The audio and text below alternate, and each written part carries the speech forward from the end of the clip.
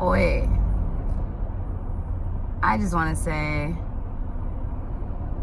Chevrolet, I know that I cannot be the only person with this fucking issue.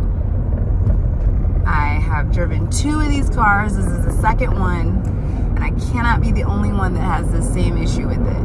When you brake, this happens. You hear that?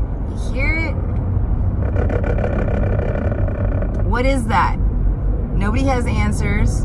All my mechanics just say those cars are pieces of shit. And it's like, it would be a great car if it wasn't for that issue. This is the second one I've driven. The first one was a 2006, and it did it. It's 2010, did it.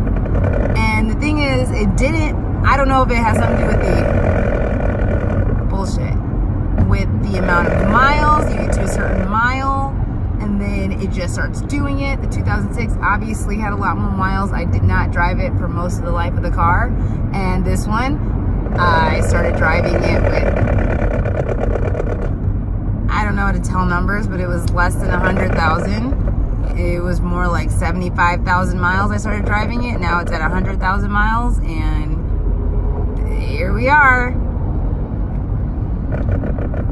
I don't get it. You feel it all the way through the steering column. I'm just saying, I've asked Chevrolet, and they're like, we've never heard of this before. How? How have you not heard of this? This is the second one of these cars I've driven.